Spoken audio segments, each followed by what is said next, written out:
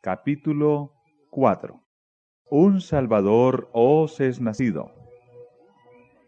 El Rey de Gloria se rebajó a revestirse de humanidad. Tosco y repelente fue el ambiente que le rodeó en la tierra. Su gloria se veló, para que la majestad de su persona no fuese objeto de atracción. Rehuyó toda ostentación externa. Las riquezas, la honra mundanal y la grandeza humana no pueden salvar a una sola alma de la muerte. Jesús se propuso que ningún halago de índole terrenal atrajera a los hombres a su lado. Únicamente la belleza de la verdad celestial debía atraer a quienes le siguiesen. El carácter del Mesías había sido predicho desde mucho antes en la profecía, y él deseaba que los hombres le aceptasen por el testimonio de la palabra divina.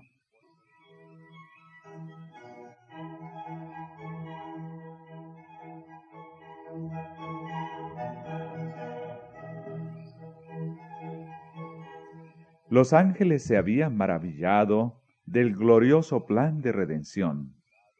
Con atención miraban cómo el pueblo de Dios iba a recibir a su Hijo, revestido con el manto de la humanidad. Vinieron los ángeles a la tierra del pueblo elegido. Las otras naciones creían en fábulas y adoraban falsos dioses. Pero los ángeles fueron a la tierra donde la gloria de Dios se había revelado y había resplandecido la luz de la profecía. Vinieron sin ser vistos a Jerusalén. Se acercaron a los que debían exponer los sagrados oráculos a los ministros de la casa de Dios. Ya había sido anunciada al sacerdote Zacarías la proximidad de la venida de Cristo, mientras servía ante el altar. Ya había nacido el precursor, y su misión estaba corroborada por milagros y profecías. Habían cundido las nuevas de su nacimiento y del maravilloso significado de su misión. Y sin embargo, Jerusalén no se preparaba para dar la bienvenida a su Redentor.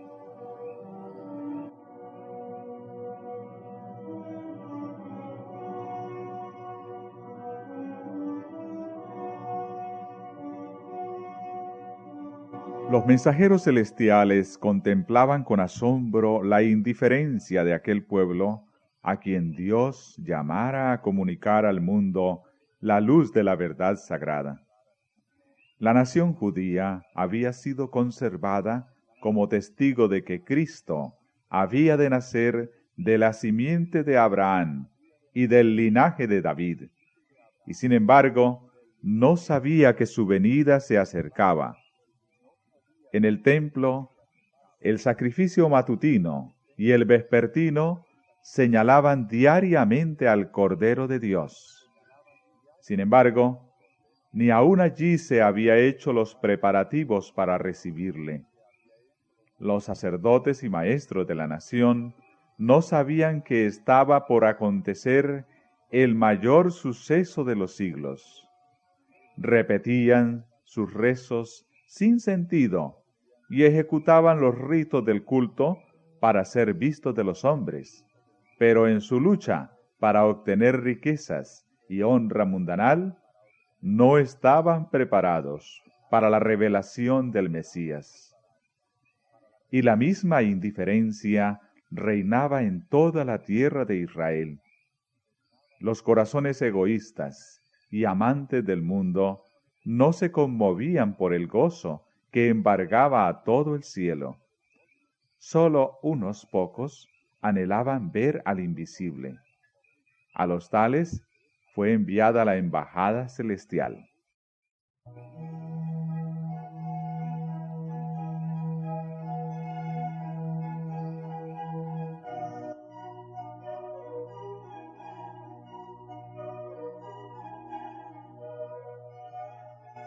Hubo ángeles que acompañaron a José y María en su viaje de Nazaret a la ciudad de David.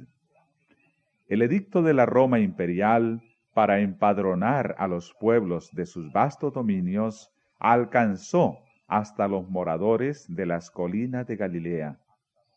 Como antaño, Ciro fue llamado al trono del imperio universal para que libertase a los cautivos de Jehová. Así también Augusto César hubo de cumplir el propósito de Dios de traer a la madre de Jesús a Belén. Ella era del linaje de David, y el hijo de David debía nacer en la ciudad de David. De Belén, había dicho el profeta, saldrá el que será el Señor en Israel, cuya procedencia es desde el principio, desde los días de la eternidad. Pero José y María no fueron reconocidos ni honrados en la ciudad de su linaje real. Cansados y sin hogar, siguieron en toda su longitud la estrecha calle, desde la puerta de la ciudad hasta el extremo oriental, buscando en vano un lugar donde pasar la noche. No había sitio para ellos en la atestada posada. Por fin hallaron refugio en un tosco edificio que daba albergue a las bestias, y allí nació el Redentor del mundo.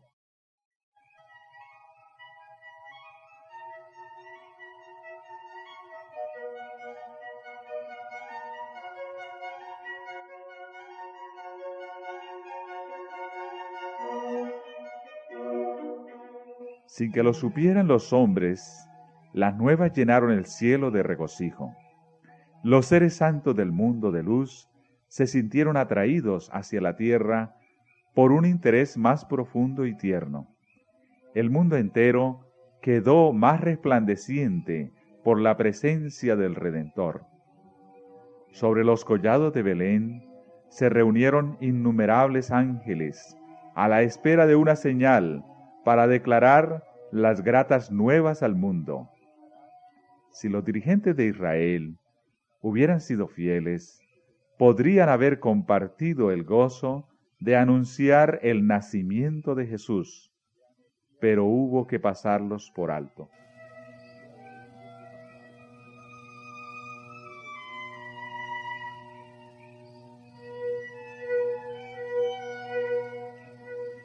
Dios declaró: derramaré aguas sobre el secadal y ríos sobre la tierra árida. Resplandeció en las tinieblas luz a los rectos. Para los que busquen la luz y la acepten con alegría, brillarán los esplendentes rayos del trono de Dios.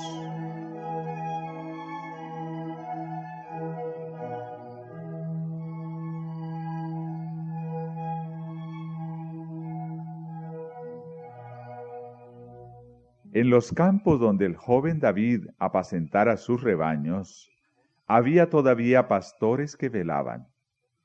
Durante las silenciosas horas de la noche, hablaban del Salvador prometido y oraban por la venida del Rey al trono de David. Y he aquí el ángel del Señor vino sobre ellos, y la claridad de Dios los cercó de resplandor, y tuvieron gran temor.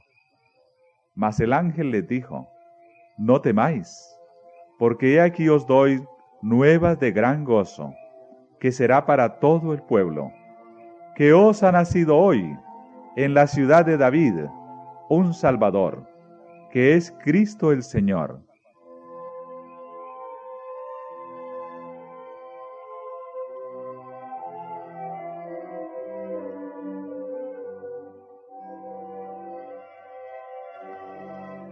Al oír estas palabras, las mentes de los atentos pastores se llenaron de visiones gloriosas. El libertador había nacido en Israel. Con su llegada se asociaban el poder, la exaltación, el triunfo. Pero el ángel debía prepararlos para reconocer a su Salvador en la pobreza y humillación. Esto os será por señal, les dijo. Hallaréis al niño envuelto en pañales, echado en un pesebre.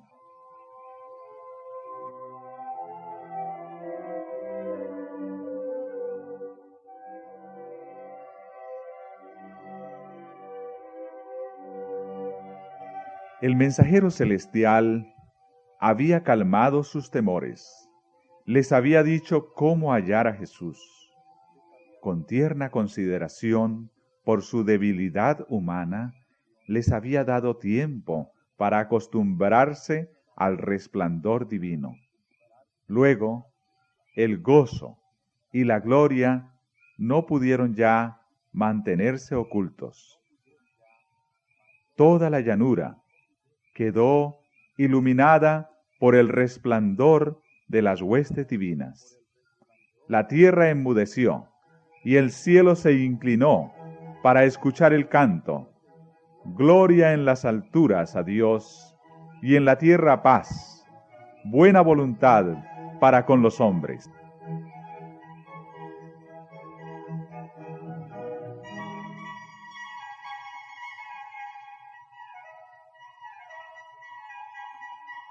Ojalá la humanidad pudiese reconocer hoy aquel canto. La declaración hecha entonces, la nota pulsada, irá ampliando sus ecos hasta el fin del tiempo y repercutirá hasta los últimos confines de la tierra. Cuando el sol de justicia salga con sanidad en sus alas, aquel himno será repetido por la voz de una grande multitud, como la voz de muchas aguas, diciendo: Aleluya, porque reinó el Señor, nuestro Dios Todopoderoso.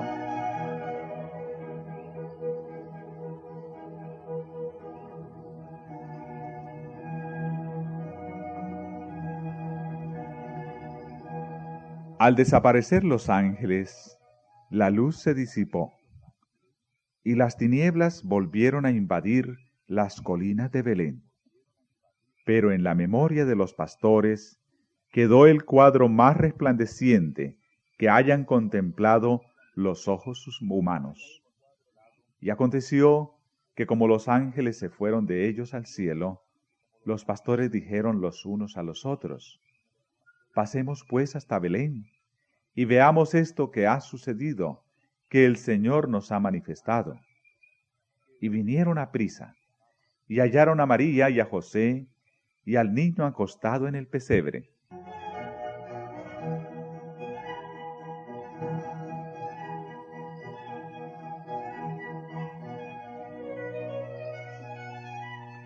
Con gran gozo salieron y dieron a conocer cuanto habían visto y oído. Y todos los que lo oyeron se maravillaban de lo que los pastores les decían. Mas María guardaba todas estas cosas, confiriéndolas en su corazón. Y se volvieron los pastores, glorificando y alabando a Dios.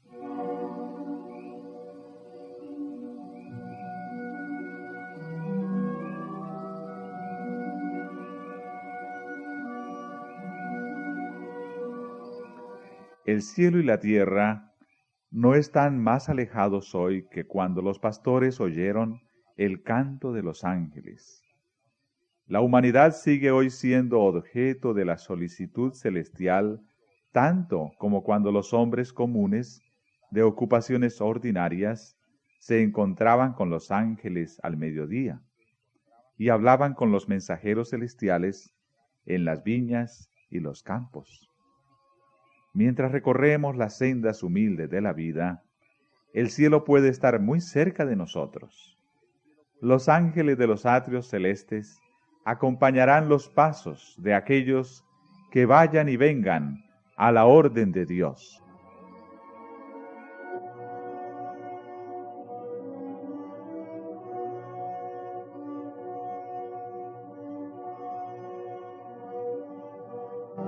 La historia de Belén es un tema inagotable. En ella se oculta la profundidad de las riquezas, de la sabiduría y de la ciencia de Dios. Nos asombra el sacrificio realizado por el Salvador al trocar el trono del cielo por el pesebre y la compañía de los ángeles que le adoraban por la de las bestias del establo. La presunción y el orgullo humanos quedan reprendidos en su presencia. Sin embargo, aquello no fue sino el comienzo de su maravillosa condescendencia. Habría sido una humillación casi infinita para el Hijo de Dios revestirse de la naturaleza humana, aun cuando Adán poseía la inocencia del Edén. Pero Jesús aceptó la humanidad cuando la especie se hallaba debilitada por 4000 años de pecado. Como cualquier hijo de Adán, aceptó los efectos de la gran ley de la herencia, y la historia de sus antepasados terrenales demuestra cuáles eran aquellos efectos.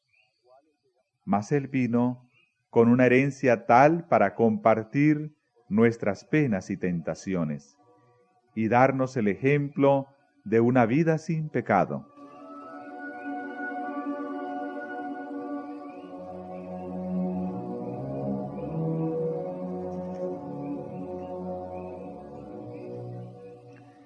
En el cielo, Satanás había odiado a Cristo por la posición que ocupara en las cortes de Dios. Le odió aún más cuando se vio destronado. Odiaba a aquel que se había comprometido a redimir a una raza de pecadores. Sin embargo, a ese mundo donde Satanás pretendía dominar, permitió Dios que bajase su Hijo como niño impotente, sujeto a la debilidad humana. Le dejó arrostrar los peligros de la vida en común con toda alma humana, pelear la batalla como la debe pelear cada hijo de la familia humana, aún a riesgo de sufrir la derrota y la pérdida eterna.